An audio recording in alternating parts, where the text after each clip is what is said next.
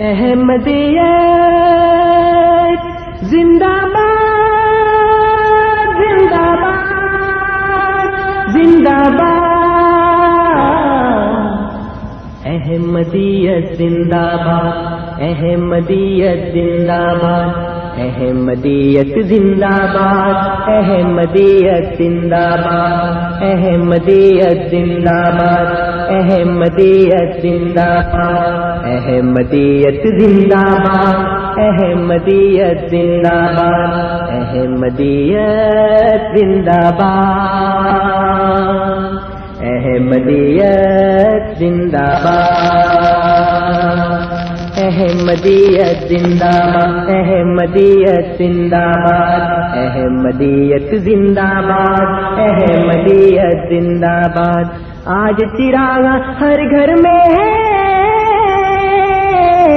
آج خوشی ہر دل میں ہے نئی صدی میں ہم داخل ہیں شکر خدا کا ہر دل میں ہے احمدیت زندہ باد احمدیت زندہ باد پر ہم اسلام کا ہر دم دنیا میں لہرائیں گے کاٹے چاہے لاکھ قدم بڑھاتے جائیں گے احمدیت زندہ باد احمدیت زندہ باد احمدیت زندہ باد احمدیت زندہ باد احمدیت زندہ باد احمدیت زندہ باد ایسی قوم بھی ہے دنیا میں جو کلمہ مٹواتی ہے کلمہ جو لب پر لائے گا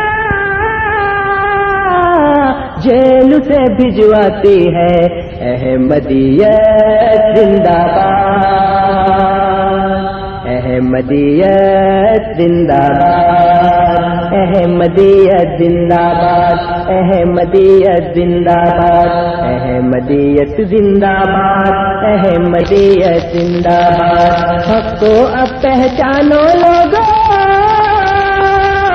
اور کہاں ایمان ہے لوگوں قدر جہاں کلمے کی نہ خاک وہاں اسلام ہے لوگوں آباد احمدیت زندہ باد احمدیت اعوذ باللہ من الشیطان الرجیم میں اللہ کی پناہ چاہتا ہوں دھتکارے ہوئے شیطان سے بسم اللہ الرحمن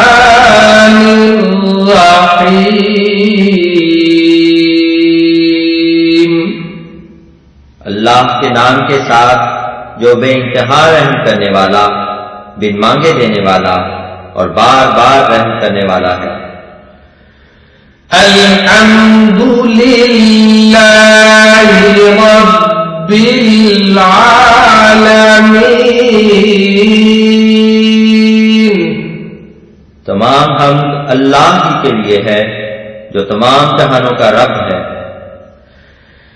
الرحمن الرحیم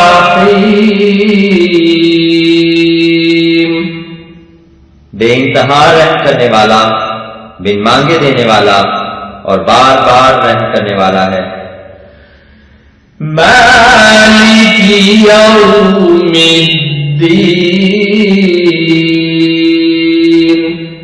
جزا سزا کے دن کا مالک ہے ایاک نعبد و ایاک نستعین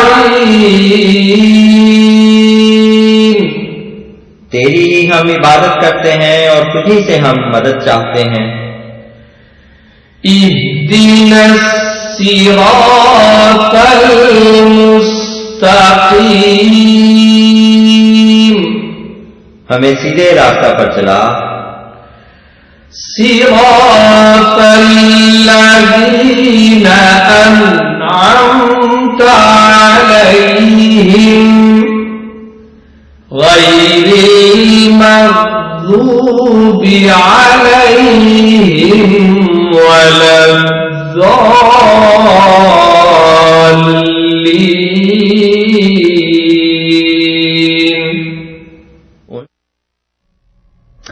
بسم اللہ الرحمن الرحیم. السلام علیکم ورحمۃ اللہ وبرکاتہ. پروگرام ریڈیو احمدیہ پہ عطا القدوس طاہر تمام سامعین کو خوش آمدید کہتا ہے. پروگرام ریڈیو احمدیہ آپ ہر اتوار کی شام 7:70 AM پر 4 سے 5 بجے کے دوران اور 5:30 AM پر رات 10 سے 12 بجے کے دوران سماعت فرما سکتے ہیں. سامعین اکرام، پروگرام ریڈیو احمدیہ کا مقصد ایک خوشگوار اور دوستانہ ماحول میں احمدیت یعنی حقیقی اسلام کی تعلیمات، قرآن کریم اور نبی کریم آخر الزماں حضرت محمد مصطفیٰ صلی اللہ علیہ وسلم کی احادیث مبارکہ کی روشنی میں اپنے سامعین کی خدمت میں پیش کرنا ہے. پروگرام کے دستور کے مطابق جماعت احمدیہ کے کوئی نمائندہ آپ کے سامنے کسی خاص موضوع پر اپنے ابتدائی کلمات پیش کرتے ہیں اور پھر آپ سامعین ان کلمات کے بارے میں بالخصوص اور اسلام، احمدیت یا عالم اسلام کے بارے میں بالعموم پروگرام میں فون کر کے اپنے سوالات پیش کر سکتے ہیں اور ہمارے معزز مہمان ان سوالات کے جوابات دیتے ہیں. پروگرام میں سوالات کے لیے یا پروگرام میں شامل ہونے کے لیے آپ ہمارا فون نمبر نوٹ فرما لیں: 416-410-6522 416-410-6522.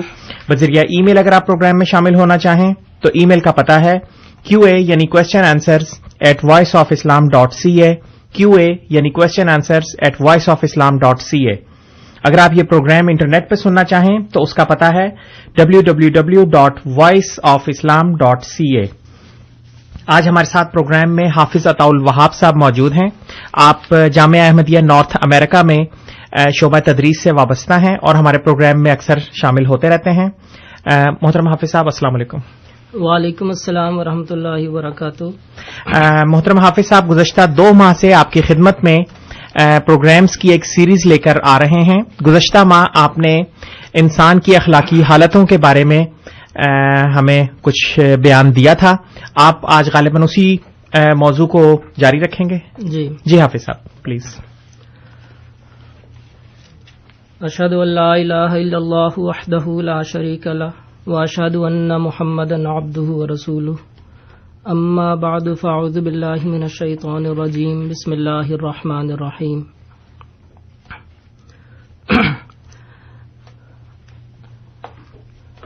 آج کے پروگرام کے آغاز سے قبل میں تھوڑا سا ریکیپ بتاؤں گا جو پچھلے پروگراموں میں جو کچھ ہم باتیں بیان کر چکے ہیں. جی، سب سے پہلے ہم نے اس موضوع پر بحث کی تھی کہ مذہب کی غرض و غایت کیا ہے اور کس طرح اسلام کامل مذہب ہے جو ان تمام اغراض کو پورا کرتا ہے. پھر ہم نے یہ سلسلہ شروع کیا تھا موضوع کا کہ اسلام کی وہ کیا خصوصیات ہیں جن کی بنا پر اس کو کامل مذہب قرار دیا جائے اور کس طرح اسلام جو ہے وہ انسان کو ایک ادنا مقام سے اٹھا کر ایک اعلیٰ مقام تک پہنچانا چاہتا ہے. چنانچہ حضرت مسیح موعود علیہ الصلاۃ والسلام بانی جماعت احمدیہ کی تحریرات کی روشنی میں اس موضوع پر کچھ اظہار خیال کیا تھا میں نے کہ کس طرح حضرت مسیح موعود علیہ الصلاۃ والسلام بانی جماعت احمدیہ نے اسلام کی حقیقی صورت ہمارے سامنے رکھی اور اسلام کی وہ خوبصورت تعلیم سے ہمیں آشکار کیا جس سے مسلمان غافل ہو چکے تھے. چنانچہ آپ نے اس دور میں ہم پر کھولا کہ اسلام کی اصل حقیقت ہے کیا. جی، اسلام صرف منہ سے توحید کا یا رسالت کا یا خدا تعالی کے باقی احکامات دین کا اقرار نہیں ہے بلکہ ایک گہری حقیقت پر مبنی ہے اور انسان کی تمام تر زندگی اسی حقیقت کی تلاش میں صرف ہونی چاہیے. اور کس طرح اسلام نے پہلے دور میں بھی وحشیانہ انسانوں کو، وحشیانہ حالتوں کے حامل انسانوں کو اعلیٰ اخلاق کے مقام تک پہنچایا، پھر اعلیٰ اخلاق کے مقام سے بھی ان کو روحانی حالتوں کے مقام تک پہنچایا. اور پھر آپ نے ہمارے سامنے یہ حقیقت بھی رکھی کہ انسان کس طرح اخلاقی حالت میں ترقی کر سکتا ہے اور اخلاق بذات خود کیا چیز ہے، ان کی کیا ڈیفینیشن ہے. دراصل اخلاق جو ہیں وہ طبی حالتوں کا صحیح موقع پر عقل کے تابع استعمال ہی ہے جو ان کو ایک قابل جزا عمل کی صورت بنا دیتا ہے. مثلا اس کی میں نے کئی مثالیں دی تھیں کہ بہت سی طبی حالتیں، نیچرل کنڈیشنز ایسی ہیں جو انسانوں میں بھی پائی جاتی ہیں، جانوروں میں بھی پائی جاتی ہیں. رحم کی قوت ہے، غضب کی طاقت ہے، انتقام کی کا جذبہ ہے، شجاعت کی کیفیت ہے. بعض جانوروں میں بھی یہ باتیں پائی جاتی ہیں، انسانوں میں بھی پائی جاتی ہیں، لیکن جب انسان وہ کام کرے تو اس کو خلق کہا جاتا ہے، لیکن جانوروں میں وہ ان کی ایک طبی حالت گردانی جاتی ہے. اس کی وجہ صرف یہ ہے کہ انسان کو خدا تعالیٰ نے عقل دی ہے اور شعور دیا ہے. جب اس کے ماتحت ان چیزوں کا استعمال کرتا ہے اور صحیح موقع پر استعمال کرتا ہے تبھی وہ ایک اعلیٰ درجہ کا خلق اس کو کہا جاتا ہے، یا ایک مورل کنڈیشن اس کو کہا جا سکتا ہے. جی. ان طبی حالتوں میں سے بعض کا میں نے ذکر کیا تھا، اور ایک حالت کا ذکر پچھلے پروگرام میں وقت کی کمی کے باعث رہ گیا تھا، اور وہ نہایت اہم ہے. اور وہ طبی حالت حضرت مسیح موعود علیہ الصلوۃ والسلام بیان کرتے ہیں کہ وہ ہے ایک برتر ہستی کی تلاش، کہ یہ ایک نیچرل کنڈیشن ہے، ایک طبی حالت ہے جو ہر ایک انسان میں پائی جاتی ہے، کہ ہر ایک انسان جو ہے وہ ایک ایسی ہستی کی تلاش میں ہے، خواہ زبان سے اقرار کرے نہ کرے، لیکن اس کی فطرت ایک ایسی ہستی کے کھوج میں لگی ہوئی ہے کہ جس کو پا کر وہ حقیقی ایک سکون اور ایک اطمینان پا سکتی ہے. اور وہ کیا ہے؟ حضرت مسیح موعود علیہ الصلوۃ والسلام کے الفاظ میں اس بات کو میں کھولوں گا. آپ بیان کرتے ہیں، من جملہ انسان کی طبی حالتوں کے جو اس کی فطرت کو لازم پڑی ہوئی ہیں، ایک اس برتر ہستی کی تلاش ہے جس کے لیے اندر ہی اندر انسان کے دل میں ایک کشش موجود ہے، اور اس تلاش کا اثر اسی وقت سے محسوس ہونے لگتا ہے جبکہ بچہ ماں کے پیٹ سے باہر آتا ہے، کیونکہ بچہ پیدا ہوتے ہی پہلے روحانی خاصیت اپنی جو دکھاتا ہے وہ یہی ہے کہ ماں کی طرف جھکا جاتا ہے اور تباً اپنی ماں کی محبت رکھتا ہے. اور پھر جیسے جیسے حواس اس کے کھلتے جاتے ہیں اور شگوفہ فطرت اس کا کھلتا جاتا ہے، یہ کشش محبت جو اس کے اندر چھپی ہوئی تھی اپنا رنگ و روپ نمایاں طور پر دکھاتی چلی جاتی ہے. پھر تو یہ ہوتا ہے کہ بجز اپنی ماں کی گود کے کسی جگہ آرام نہیں پاتا، اور پورا آرام اس کا اسی کے کنارے عاطفت میں ہوتا ہے. اور اگر ماں سے علیحدہ کر دیا جائے اور دور ڈال دیا جائے تو تمام عیش اس کا تلخ ہو جاتا ہے. یعنی کس طرح بچے کو ایک پیدا ہوتے ہی سب سے پہلی محبت جس سے اس کا واسطہ پڑتا ہے وہ ماں کی محبت ہے، اس کی والدہ کی محبت ہے. جی. اور کوئی شخص اس محبت کا انکار نہیں کر سکتا. پھر فرماتے ہیں، اور اگرچہ اس کے آگے نعمتوں کا ایک ڈھیر ڈال دیا جاوے تب بھی وہ اپنی سچی خوشحالی ماں کی گود میں ہی دیکھتا ہے اور اس کے بغیر کسی طرح آرام نہیں پاتا.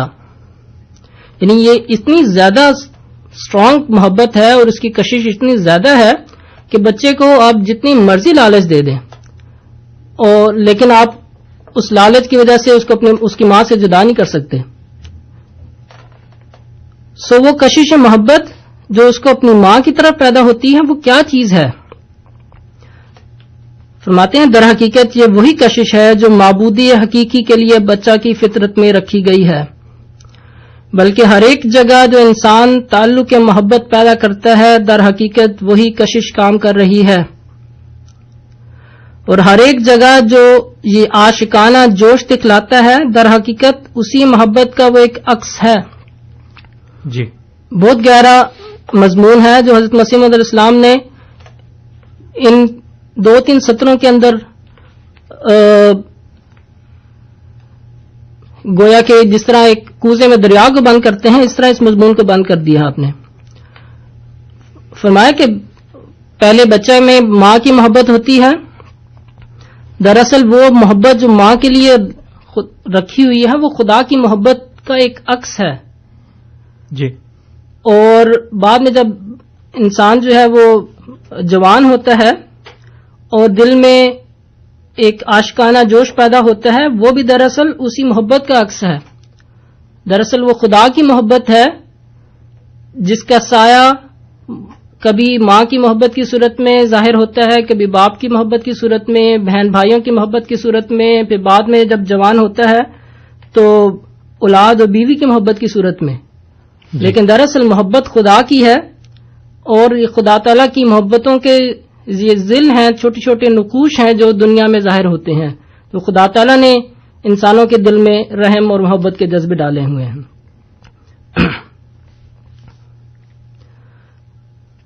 فرماتے ہیں ہر ایک جگہ جو انسان تعلق کے محبت کرتا ہے در حقیقت وہی کشش کام کر رہی ہے، اور ہر ایک جگہ جو یہ عاشقانہ جوش دکھلاتا ہے در حقیقت اسی محبت کا وہ ایک عکس ہے. جی. گویا دوسری چیزوں کو اٹھا اٹھا کر ایک گمشدہ چیز کی تلاش کر رہا ہے جس کا اب نام بھول گیا ہے. بعض دفعہ انسان کسی اچھے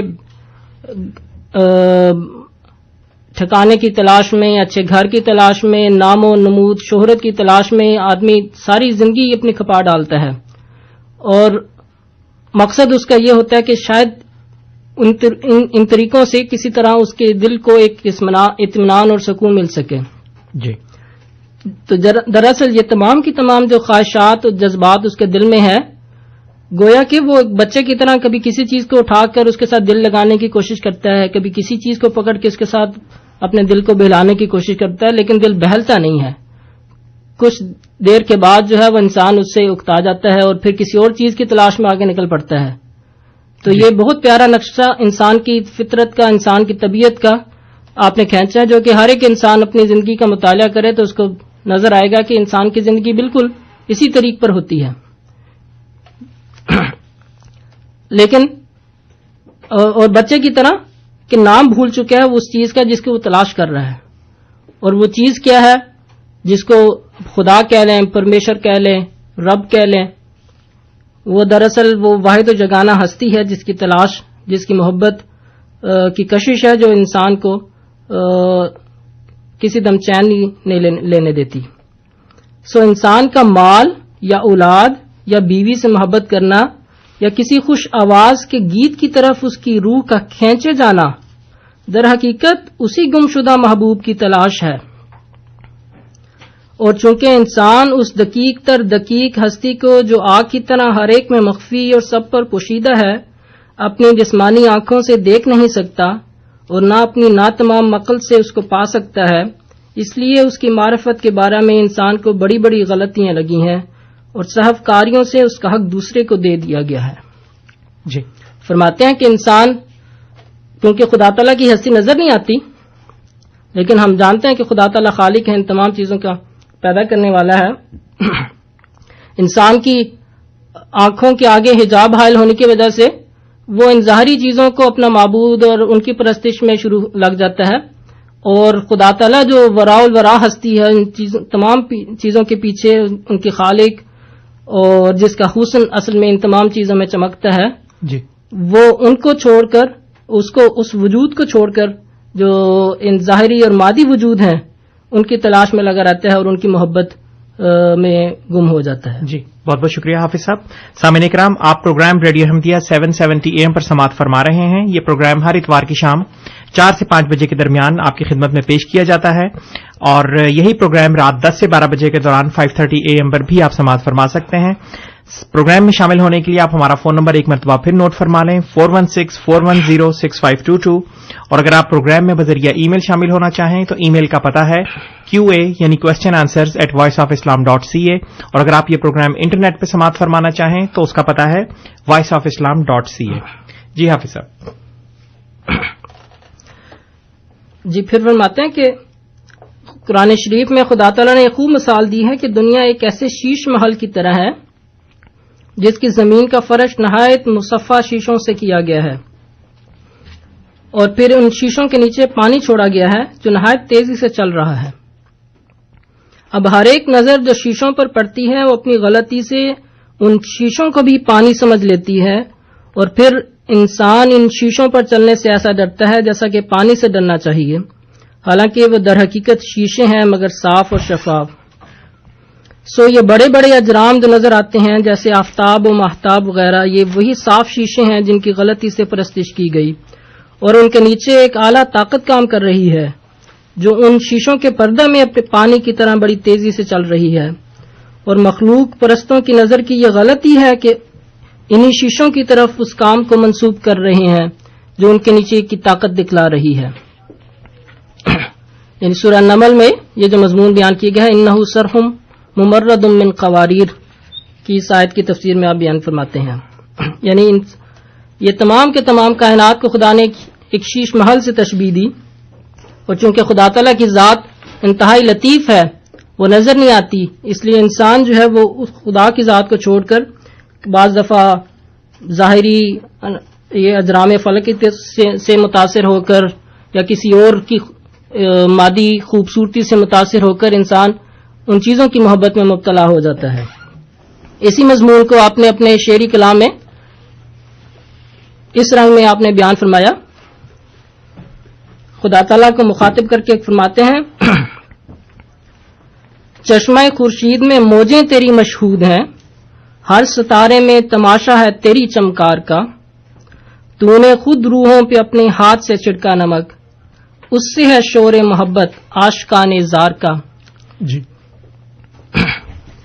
پھر فرمایا، خوب روحوں میں ملاحت ہے تیرے اس حسن کی، ہر گل و گلشن میں ہر رنگ اس تیرے گلزار کا، چشمے مست ہر حسین ہر دم دکھاتی ہے تجھے، ہاتھ ہے تیری طرف ہر گیسوئے خمدار کا، آنکھ کے اندھوں کو حائل ہو گئی سوسو حجاب، ورنہ تھا قبلہ تیرا رخ کافر و دیندار کا۔ اب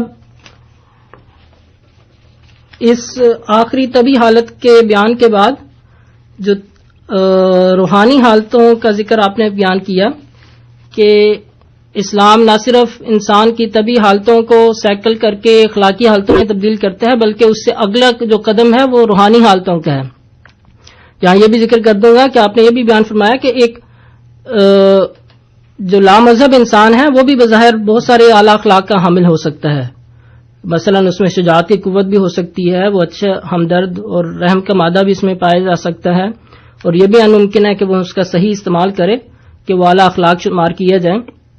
لیکن حضرت مسیح موعود علیہ الصلوۃ والسلام نے یہ بھی بیان فرمایا کہ روحانی حالتوں کا جو مرتبہ ہے وہ صرف اور صرف خدا تعالیٰ کی ہستی پر اقرار اور اسلام کی سچی پیروی کے نتیجے میں انسان اس تک پہنچ سکتا ہے۔ جی اس کے لیے کیا طریقہ ہے؟ وہ فرمایا کہ اخلاقی حالتیں جب فنا فی اللہ اور پوری محبت الہی سے روحانیت کا رنگ پکڑ لیتی ہیں، یعنی روحانی حالتیں کوئی علیحدہ کوئی اور اخلاق نہیں ہے بلکہ وہی اخلاق جو انسان جب محض خدا تعالیٰ کی خاطر خدا تعالیٰ کی محبت میں گم ہو کر اور صرف خدا تعالیٰ کے ساتھ مخلص ہو کر وہی جب وہی کام سر انجام دیتا ہے تو وہی روحانی حالتیں اس کی تصور کی جاتی ہیں، یعنی وہ ایک روحانیت کے اعلیٰ مقام تک پہنچ جاتا ہے۔ تو یہ مقام کوئی بھی انسان خدا تعالیٰ کی محبت میں اعلیٰ اخلاق کا مظاہرہ نہیں کر سکتا جب تک اس کا خدا پر کامل ایمان اور یقین نہ ہو، اس لیے وہی انسان اس مقام تک پہنچ سکتا ہے جو خدا پر ایمان رکھتا ہو اور اسلام کی سچی پیروی کرنے والا ہو۔ چنانچہ آپ فرماتے ہیں کہ خدا کے ساتھ روحانی اور کامل تعلق پیدا کرنے کا ذریعہ جو قرآن شریف نے ہمیں سکھلایا ہے اسلام اور دعائے فاتحہ ہے، یعنی سورہ فاتحہ اور اسلام کی تعلیم ہی ہے جو انسان کو کی اخلاقی حالتوں کو اس سے بلند تر مقام روحانی حالتوں کی طرف لے جانے والی ہے۔ اس میں تفصیل سے آپ نے سورہ فاتحہ کی بھی تشریح فرمائی، اس کا وقت نہیں ہے چونکہ، اس لیے میں اس آخری ایک دو اقتباس سے پر ہی اکتفا کروں گا۔ چنانچہ آپ فرماتے ہیں یعنی اول اپنی تمام زندگی خدا کی راہ میں وقف کر دینا اور پھر اس دعا میں لگے رہنا جو سورہ فاتحہ ہمیں مسلمانوں کو سکھائی گئی ہے۔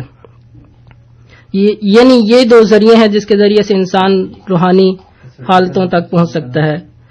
تمام اسلام کا مغز یہ دونوں چیزیں ہیں، یعنی اسلام اور دعائے فاتحہ. دنیا میں خدا تک پہنچنے اور حقیقی نجات کا پانی پینے کے لیے یہی ایک اعلیٰ ذریعہ ہے، بلکہ یہی ایک ذریعہ ہے جو قانون قدرت نے انسان کی اعلیٰ ترقی اور وسائل الہی کے لیے مقرر کیا ہے. اسلام کیا چیز ہے؟ اب یہ وہی چیز جہاں سے ہم نے آغاز کیا تھا اسلام کی بنیاد سے، اور یہ وہ انتہا ہے، انتہائی مقام جہاں تک اسلام ایک انسان کو پہنچانا چاہتا ہے اور پہنچاتا ہے. جی فرمایا اسلام کیا چیز ہے؟ وہی جلتی ہوئی آگ جو ہماری سفلی زندگی کو بھسم کر کے، یعنی ہماری جو گندی زندگی ہے، ادنا زندگی ہے، اس کو جلا کر اور ہمارے باطل معبودوں کو جلا کر سچے اور پاک معبود کے آگے ہماری جان اور ہمارے مال اور ہماری آبرو کی قربانی پیش کرتی ہے. یعنی اسلام وہ آگ ہے جو انسان کے باطل معبودوں کو جلا دیتی ہے، انسان کے باطل خیالات کو، انسان کی گندی حالتوں کو جلا کر راکھ کر دیتی ہے. ایسے چشمہ میں داخل ہو کر ہم ایک نئی زندگی کا پانی پیتے ہیں اور ہماری تمام روحانی قوتیں خدا سے یوں پیوند پکڑتی ہیں جیسا کہ ایک رشتہ دوسرے رشتہ سے پیوند کیا جاتا ہے. بجلی کی آگ کی طرح ایک آگ ہمارے اندر سے نکلتی ہے اور ایک آگ اوپر سے ہم پر اترتی ہے. جی ان دونوں شعلوں کے ملنے سے ہماری تمام ہوا و ہوس اور غیر اللہ کی محبت بھسم ہو جاتی ہے اور ہم اپنی پہلی زندگی سے مر جاتے ہیں. اس حالت کا نام قرآن شریف کے روح سے اسلام ہے. اسلام سے ہمارے نفسانی جذبات کو موت آتی ہے اور پھر دعا سے ہم اثر نو زندہ ہوتے ہیں. اس دوسری زندگی کے لیے الہام الہی ہونا ضروری ہے. اسی مرتبے پر پہنچنے کا نام لقاء الہی ہے، یعنی خدا کا دیدار اور خدا کا درشن. اس درجہ پر پہنچ کر انسان کو خدا سے وہ اتصال ہوتا ہے کہ گویا وہ اس کو آنکھ سے دیکھتا ہے اور اس کو قوت دی جاتی ہے اور اس کے تمام حواس اور تمام اندرونی قوتیں روشن کی جاتی ہیں اور پاک زندگی کی کشش بڑے زور سے شروع ہو جاتی ہے. اسی درجہ پر آ کر خدا انسان کی آنکھ ہو جاتا ہے جس کے ساتھ وہ دیکھتا ہے، اور زبان ہو جاتا ہے جس کے ساتھ وہ بولتا ہے، اور ہاتھ ہو جاتا ہے جس کے ساتھ وہ حملہ کرتا ہے، اور کان ہو جاتا ہے جس کے ساتھ وہ سنتا ہے، اور پیر ہو جاتا ہے جس کے ساتھ وہ چلتا ہے. اسی درجہ کی طرف اشارہ ہے جو خدا فرماتا ہے ید اللہ فوق ایدیہم، سورہ الفتح آیت 11. یہ اس کا ہاتھ خدا کا ہاتھ ہے جو ان کے ہاتھوں پر ہے. اور ایسا ہی فرماتا ہے وما رمیت اذ رمیت ولکن اللہ رمی، سورہ الانفال آیت 18. یعنی جو تو نے چلایا تو نے نہیں بلکہ خدا نے چلایا. غرض اسی درجہ پر خدا کے ساتھ کمال اتحاد ہو جاتا ہے اور خدا تعالی کی پاک مرضی روح کے رگ و ریشہ میں سرایت کر جاتی ہے، اور اخلاقی طاقتیں جو کمزور تھیں اس درجہ میں محکم پہاڑوں کی طرح نظر آتی ہیں. عقل اور فراست نہایت لطافت پر آ جاتی ہے. یعنی یہ وہ مقام ہے، یہ وہ انتہا ہے جس تک اسلام انسان کو پہنچاتا ہے، اور یہ وہ انوار ہیں اور فیوز ہیں جو اسلام کے انسان کو ملتے ہیں. اور حضرت مسیح موعود علیہ الصلوۃ والسلام نے اس دور میں چیلنج کیا کہ بجوز اسلام کے کوئی دین ایسا نہیں ہے جو انسان کو اس مقام اور مرتبے تک پہنچا سکتا ہو. جی بہت بہت شکریہ حافظ صاحب. سامعین کرام، آپ محترم حافظ عطاء الوہاب صاحب کے ابتدائی گزارشات اور کلمات سماعت فرما رہے تھے. اب ہماری تمام ٹیلی فون لائنز اوپن ہیں. آپ بذریعہ فون اگر اس پروگرام میں شامل ہونا چاہیں تو آپ ہمارا فون نمبر ایک مرتبہ پھر نوٹ فرما لیں، 416-410-6522 416-410-6522. حافظ صاحب، ہمیں ایک ٹیلی فون کال موصول ہوئی ہے مظفر صاحب کی طرف سے. انہوں نے ایک سوال پوچھا ہے، اگرچہ وہ موضوع کے لحاظ سے نہیں ہے آج کے، لیکن وہ یہ فرماتے ہیں کہ حضرت عیسیٰ نے 120 برس کی عمر میں وفات پائی اور انہیں 33 سال کی عمر میں صلیب پر چڑھایا گیا. اس 33 سال کی عمر سے لے کے 120 سال تک کی عمر جو کہ ان کی وفات کی عمر ہے، اس دوران کے کوئی واقعات تاریخی کتب میں یا کسی حوالے سے ملتے ہیں؟ جی جزاک اللہ. جی یہ درست ہے کہ حضرت عیسیٰ علیہ السلام کی وفات صلیب پر نہیں ہوئی تھی، بلکہ اس کے بعد آپ کی زندگی کا ایک دوسرا دور شروع ہوا جس میں آپ نے وہاں سے ہجرت کی اور کشمیر وغیرہ کے علاقوں کی طرف آئے، اور ان علاقوں میں بنی اسرائیل کی ان جو گمگشتہ بھیڑیں تھیں ان کی طرف آپ نے وہ پیغام پہنچایا جو پیغام لے کر آپ خدا تعالیٰ کی طرف سے مبعوث کیے گئے تھے۔ جہاں تک اس بات کا سوال ہے کہ کیا تاریخی حقائق کوئی موجود ہیں جن سے پتہ چلے کہ حضرت عیسیٰ علیہ السلام نے بقیہ زندگی ان علاقوں میں گزاری، تو اس قسم کے بہت ساری تاریخی حقیقتیں موجود ہیں۔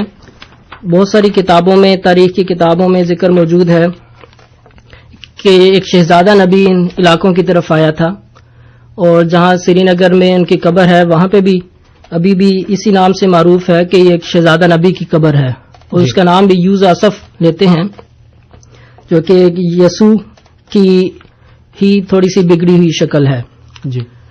اور آصف کا مطلب ہے اکٹھا کرنے والا، اور چونکہ حضرت مسیح کا یہ کام تھا کہ آپ نے بنی اسرائیل کے تمام قبائل تک اپنا پیغام پہنچانا تھا، ان کو اکٹھا کرنا تھا، اس لیے یہ بھی گویا کہ آپ کا ہی ایک صفت تھی جو اس نام میں مذکور ہے۔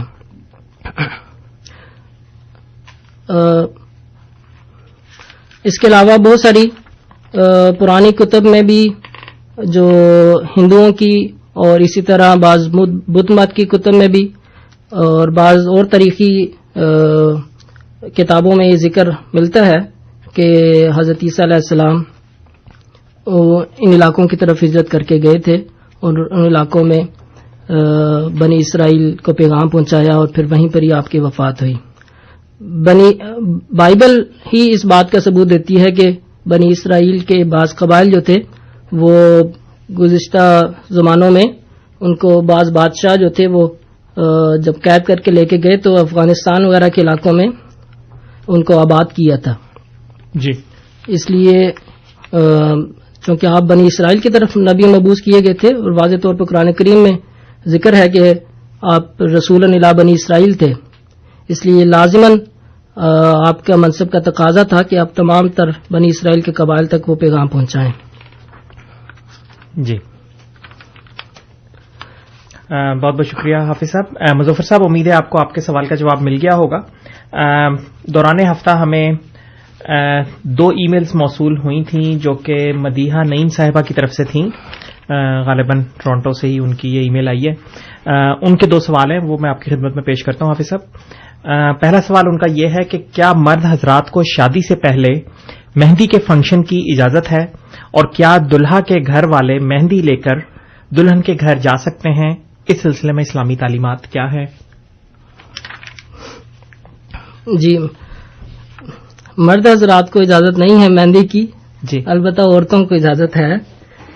کہ بات یہ ہے کہ اسلام جو ہے وہ خوشی کے اظہار کو ہرگز منع نہیں کرتا، ہر ایک خوشی کے موقع پر حق دیا گیا ہے کہ انسان خوشی کا اظہار کرے، اور احادیث سے بھی پتہ چلتا ہے جب نبی کریم صلی اللہ علیہ وسلم ہجرت کر کے مدینہ میں آئے تو جو انصار تھے مدینہ کے وہ اس بات سے ان کے لیے ایک خوشی کا موقع تھا، چنانچہ بچیاں آپ کے لیے آپ کی مدح میں بعض نظمیں پڑھ رہی تھیں اور دف بجا رہی تھیں، ذکر آتا ہے۔ اسی طرح یہ بھی مذکور ہے کہ حضرت عائشہ رضی اللہ تعالیٰ عنہ کے گھر میں بعض دفعہ آپ کی سہیلیاں آ کے بعض نظمیں وغیرہ پڑھتی تھیں اور دف وغیرہ بجایا کرتی تھیں۔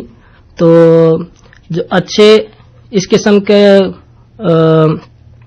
گانے وغیرہ گانا جو بےہودہ قسم کے نہ ہو اور انسان اپنی خوشی کا بھی اظہار کرے تو اس میں بالکل کوئی مذائقہ نہیں ہے، لیکن رسم کے طور پر کسی دوسرے کے گھر میں جانا اور وہ تمام رسومات پوری کرنا یہ بالکل اسلام کے خلاف ہے۔ اس لیے اسلام کسی بھی قسم کو رسم کے طور پر جائز قرار نہیں دیتا، سوائے اس کے کہ خدا تعالیٰ کی شریعت میں کسی واضح طور پر حکم موجود ہو کہ یہ کام کرنا ہے جی، اور اس لیے محض رسمن یہ کام کرنے بالکل درست نہیں، اور یہ بھی عورتوں اور خواتین کے حد تک درست ہے کیونکہ ان کی خوبصورتی کے لیے وہ اگر مہندی وغیرہ لگائیں تو کوئی مذائقہ نہیں، لیکن مردوں کو کے لیے مناسب نہیں ہے کہ وہ ہاتھوں پہ مہندی لگائیں، جی، کیونکہ مرد کی بالوں وغیرہ پہ تو لگا سکتے ہیں مہندی، لیکن ہاتھوں پہ مہندی جمانا جو ہے وہ ایک محاورہ بھی ان کے لیے استعمال ہوتا ہے جو منفی انداز میں استعمال کیا جاتا ہے. جی بہت بہت شکریہ حافظ صاحب. مدیحہ نعیم صاحبہ کا ہی دوسرا سوال ہے کہ اسلام میں مرد حضرات کو سونا پہننا کیوں منع ہے؟ کیا اس کی یہ وجہ ہے کہ اگر مرد حضرات سونا پہنیں گے تو مثلا شادی کی کوئی انگوٹھی وغیرہ تو وہ بھی اپنے آپ کو خواتین کی طرح محسوس کرنے لگ جائیں گے؟ کیا یہ وجہ ہے؟ بات یہ ہے کہ قرآن شریعت نے بعض باتیں جو ہیں بعض امور عورتوں کے لیے خاص کیے ہیں، بعض چیزیں، اور اسی طرح بعض کام جو ہیں مردوں کے لیے خاص ہیں.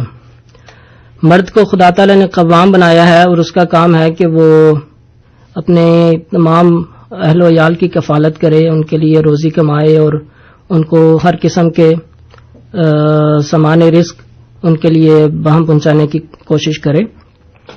اس لیے اس میں ایک مجاہدے کی قوت ہونی چاہیے، اس میں ایک محنت کی عادت ہونی چاہیے.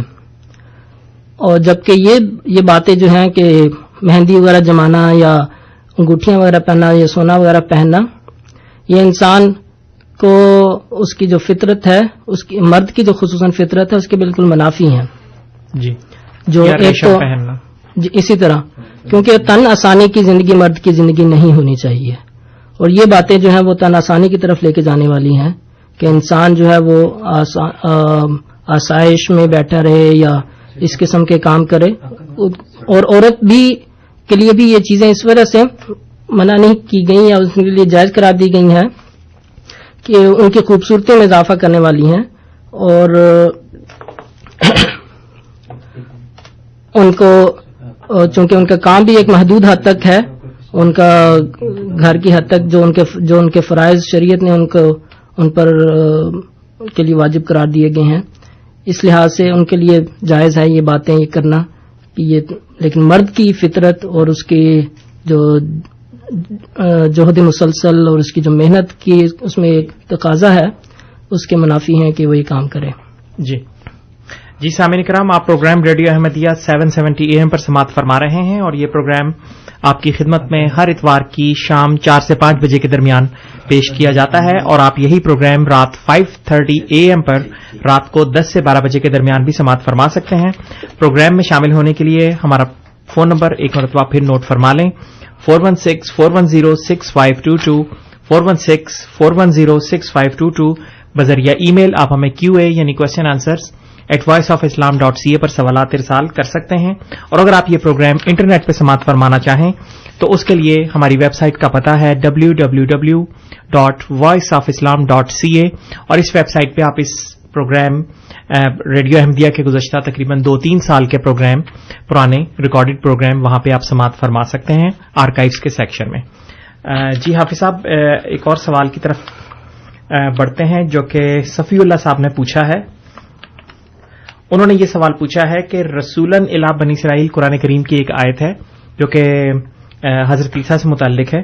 جی. تو وہ یہ فرماتے ہیں کہ اگر آج یہ فرض کر بھی لیا جائے کہ حضرت عیسیٰ آسمان سے اتر کر آ جاتے ہیں اور اپنے آپ کو تمام دنیا کے مذاہب بشمول اسلام کے لیے نجات دہندہ قرار دیتے ہیں، تو قرآن کریم کی اس آیت کی حیثیت جو کہ رسولاً الی بنی اسرائیل ہے اس وقت کیا ہوگی؟ اگر حضرت عیسیٰ آ جاتے ہیں تو وہ تو پھر بھی قرآن کریم کی آیت تو ہر دور کے لیے ہے، تو وہ کہہ رہی ہوگی کہ یہ رسولاً الی بنی اسرائیل ہیں، اور وہ خود آ کے یہ فرما رہے ہوں گے کہ میں تمام مذاہب کے لیے بشمول اسلام نجات دہندہ ہوں.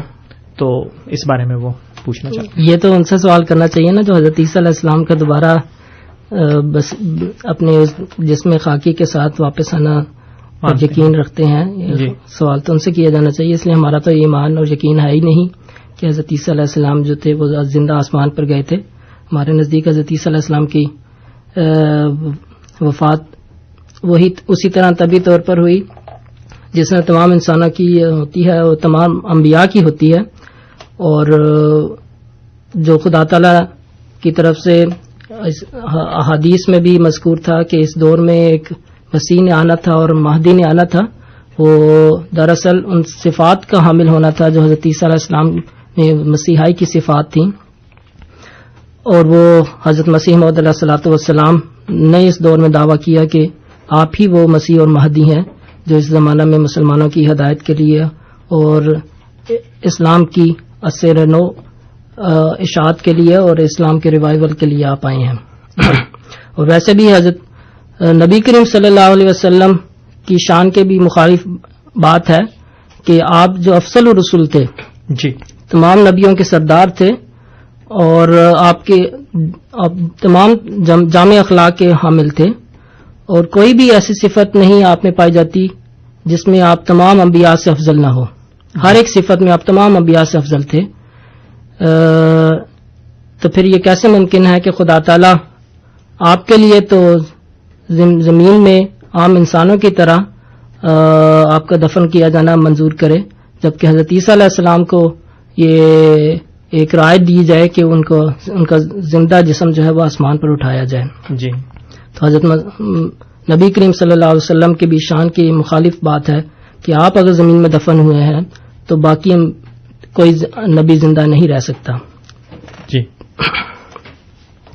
بہت بہت شکریہ حافظ صاحب. ہماری ایک بہن نے ابھی پروگرام میں سوال کیا ہے بذریعہ فون، اور انہوں نے یہ فرمایا ہے کہ ان کا نام نہ لیا جائے، لیکن ان کے دو سوال ہیں. پہلا سوال ان کا یہ ہے کہ قرآن کریم میں اسم خدا نہیں آیا، یعنی کہ خدا کا لفظ استعمال نہیں ہوا، تو یہ کہاں سے رائج ہو گیا اسلام میں، اور کیا یہ لفظ استعمال کرنا صحیح ہے اس ذات کے لیے جس کا نام اور صفات اللہ اور دوسرے 99 نام؟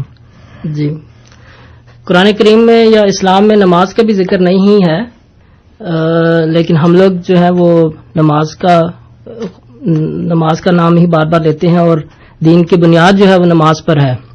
حالانکہ یہ ذات خود فارسی کا لفظ ہے. جی، اور جو قرآن کریم میں احادیث میں جو لفظ آتا ہے وہ صلاۃ ہے. جی، اور اسی طرح خدا تعالیٰ کا جو اسم ذاتی ہے وہ اللہ ہے، لیکن ہماری چونکہ زبان اردو جو ہے اس میں ہندی اور فارسی دونوں کے بہت سارے الفاظ ہیں، تو فارسی میں جو خدا کے لیے، جو اللہ کے لیے یا اس بزرگ ہستی کے لیے جو لفظ ہے وہ خدا استعمال کیا جاتا ہے. جی، اور اسی وجہ سے ہماری زبان میں بھی وہ مستعمل ہے. اس میں اسلام سے کوئی تعلق نہیں ہے اس کا. ایک جس طرح انگلش میں گاڈ کہتے ہیں یا ہندی میں پرمیشور کہتے ہیں، اسی طرح فارسی اردو میں خدا اس کا نام رکھتے ہیں. تو یہ تمام تر خدا تعالیٰ کے نام خدا تعالیٰ فرماتا ہے کہ جس نام سے بھی پکارو، ہر ایک جو اچھا نام ہے وہ میرا ہی نام ہے. جی، تو ورنہ خدا تعالیٰ کے اسم ذاتی تو اللہ ہی ہے، باقی تمام کے تمام وہ مختلف زبانوں میں اس کے مختلف لوگوں نے نام رکھ دیے ہیں، تو اس میں کچھ حرج نہیں ہے کہ خدا تعالیٰ کو ان ناموں سے پکارا جائے. جی، بہت بہت شکریہ حافظ صاحب. انہی بہن کا دوسرا سوال ہے کہ قرآن کریم میں ایک کلمہ آیا ہے، آیت کا حصہ ہے خاتم النبیین، اور اس کے علاوہ کہیں اور یہ نہیں آیا کہ کوئی اور نبی آئے گا دنیا میں. تو جماعت احمدیہ یہ یقین کیوں رکھتی ہے اس لفظ کی موجودگی میں، خاتم النبیین کی موجودگی میں، کہ کسی اور نبی کے آنے کی گنجائش موجود ہے؟ بات یہ ہے کہ خاتم النبیین کا مطلب کیا ہے. جی، اگر تو اس کا مطلب ہے کہ آخری نبی، پھر تو ہرگز جماعت احمدیہ اس بات پر یقین نہ رکھے جی، کہ ہو ہی نہیں سکتا کہ ہم قرآن کریم کے خلاف کوئی بات کریں. اگر خاتم النبیین کا مطلب یہ ثابت کر دیا جائے کہ اس کا مطلب آخری نبی ہے، تو پھر تو ہم واضح طور پر یہی کہیں گے کہ نبی کریم صلی اللہ علیہ وسلم کے بعد کوئی نبی آ ہی نہیں سکتا. درست. لیکن اصل جو اختلاف جو پیدا ہوتا ہے وہ اسی ختم نبوت کے مفہوم میں اختلاف پیدا ہوتا ہے. قرآن کریم نبی کریم صلی اللہ علیہ وسلم کے متعلق فرماتا ہے کہ آپ خاتم النبیین ہیں، کہ اور یہ اصطلاح ایسی ہے جو عربوں میں عام رائج ہے، اور اسی ترکیب سے جتنے بھی الفاظ بنائے جاتے ہیں مراد اس سے یہ ہوتی ہے کہ اس گروپ کا یا اس شعبے کا وہ سب سے بہترین شخص. جی، اگر کسی کو خاتم الاولیاء کہا جائے تو یہ مراد نہیں ہوتی کہ یہ آخری ولی ہے دنیا میں، اس کے بعد کوئی ولی کے ولایت کے مرتبے تک نہیں پہنچ سکتا. مراد یہ ہوتی ہے کہ ولیوں میں سب سے اعلیٰ مقام پر ہے، کہ اس سے بلند تر مرتبے کا رتبے کا سوچا ہی نہیں جا سکتا. کسی کے متعلق کہا جائے کہ یہ خاتم الشعراء ہے تو مراد یہ نہیں ہوتی کہ اس کے بعد کوئی شعر نہیں کہہ سکتا. مراد یہ ہے کہ یا اس کے بعد کوئی شاعر نہیں پیدا ہو سکتا. صرف در حقیقت اس سے مراد یہی لی جاتی ہے کہ اپنے دور کے حساب سے تمام شعراء سے سب سے آگے نکل چکا ہے اور اس سے بڑھ کر کوئی نہیں ہے. تو اسی مفہوم میں ہم نبی کریم صلی اللہ علیہ وسلم کو خاتم النبیین تصور کرتے ہیں کہ آپ انبیاء میں سب سے اعلیٰ، سب سے برتر، سب سے خدا تعالیٰ کے قرب میں سب سے آخری مقام پر فائز ہیں، اور اس سے زیادہ بڑھ کر کوئی مقام تصور نہیں کیا جا سکتا. تو آپ اس لحاظ سے خاتم النبیین ہیں، ورنہ آخری ہونا تو کسی مرتبے کی، کسی شان کی کوئی علامت نہیں ہے. جی، اگر آخر خاتم النبیین کے علاوہ پھر بتا دیا جائے کہ کہاں قرآن کریم میں ذکر ہے کہ نبی کریم صلی اللہ علیہ وسلم باقی تمام انبیاء سے افضل ہیں. جی، اور کیونکہ آخری اگر کہا جائے کہ فلاں شخص جو ہے وہ آخری تھا اور وہ اس کلاس میں داخل ہوا جہاں پہ مثلا اگر استاذ کسی کلاس میں بچوں کو پڑھا رہا ہے، اگر کوئی سب سے آخر میں آ جائے تو یہ مطلب تو نہیں ہوتا وہ سب سے ہونہار شاگرد ہے، یا کسی کلاس سے مدرسے سے پاس ہونے والا جو آخری شخص ہے اس کے متعلق یہ تو نہیں کہا جائے گا کہ وہ سب سے زیادہ ہونہار ہے. جی، تو آخر میں ہونا تو ہرگز بزرگی کی علامت تو نہیں ہے. اصل بزرگی یہ ہے کہ انسان مرتبے اور مقام کے لحاظ سے سب سے اعلیٰ مقام پر فائز ہو. لہذا اس آیت میں جو خاتم النبیین کی آیت ہے وہ نبی کریم صلی اللہ علیہ وسلم کا بلند مرتبہ اور مقام بیان کیا گیا ہے، اور آپ کی تمام انبیاء پر فضیلت ثابت کی گئی ہے، نہ کہ یہ کہ آپ صرف اور صرف سب سے آخر میں آنے والے ایک نبی ہیں.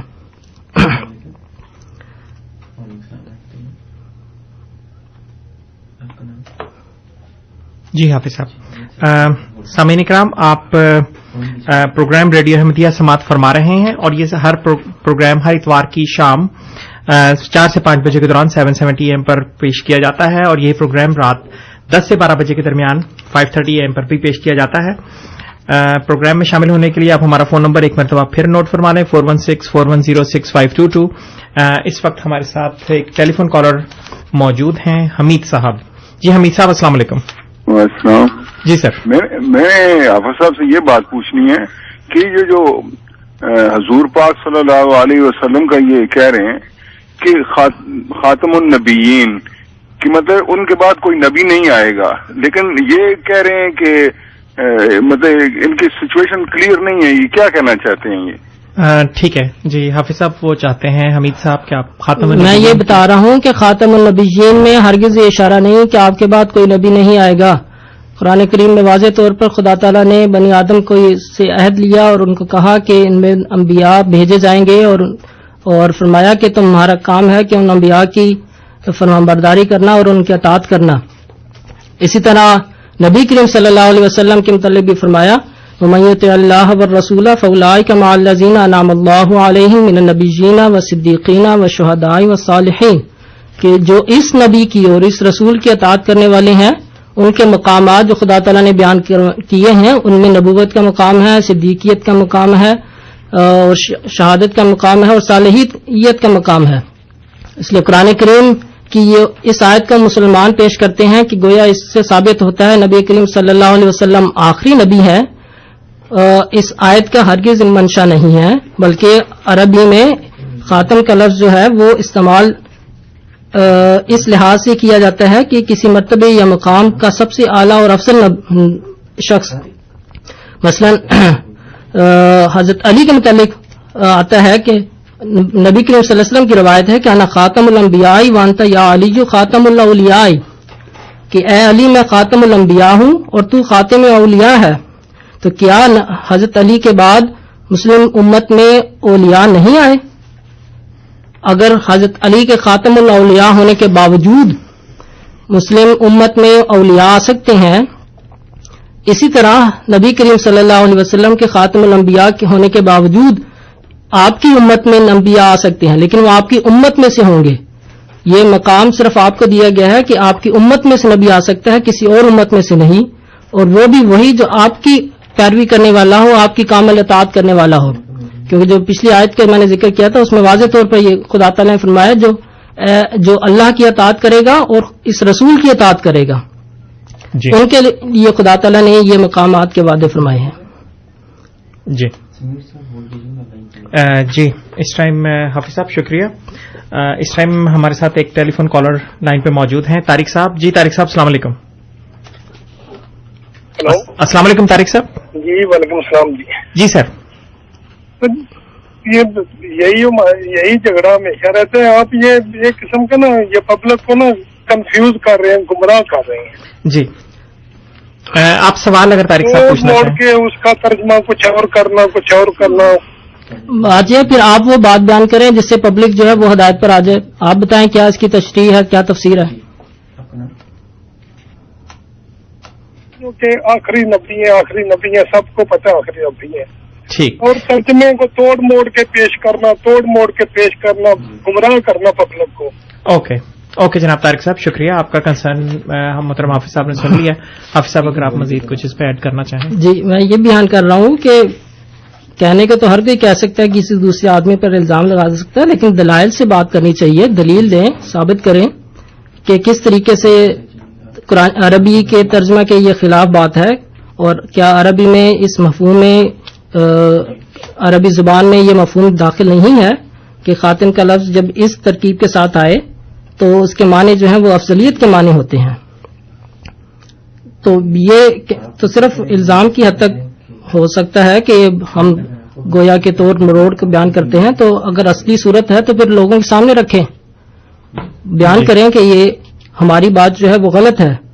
دلائل کے ساتھ بات کرنی چاہیے. صرف اور صرف اس طرح بیان بازی سے بات نہیں بنتی. جی بہت بہت شکریہ. طارق صاحب آپ پروگرام میں شامل ہوئے، امید ہے آپ کو آپ کا جواب مل گیا ہوگا. پروگرام میں دوبارہ بھی ضرور شامل ہوتے رہیے گا. ہمارے ساتھ اگر ٹیلی فون کالر موجود ہیں اس ٹائم ہمارے ساتھ سمیر صاحب. جی سمیر صاحب السلام علیکم. جی وعلیکم السلام. جی حافظ صاحب نبی خاتم نبی کا میں نے جو بتایا وہ افضل ترین بتایا، تو اس کا مطلب یہ ہوا کہ جو نبی ہیں وہ آتے رہیں گے بعد میں. جی ابھی نبیوں کا سلسلہ بند نہیں ہوا. اس کے بارے میں یہ کیا کرتے ہیں؟ جی شکریہ سمیر صاحب. جی حافظ صاحب. جی میں کون ہوتا ہوں جو اس بات کا فیصلہ کروں کہ انبیاء کا سلسلہ بند ہو گیا ہے یا نہیں ہوا.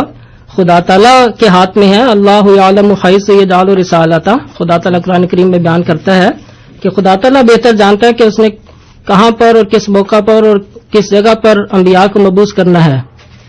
اس لیے جب دنیا میں باقی تمام انعامات جو خدا تعالیٰ کے ظاہری انعامات ہیں ان کا سلسلہ جاری ہے، تو روحانی انعامات کس طرح خدا تعالیٰ کے جو ہیں ان کا سلسلہ منقطع ہو سکتا ہے.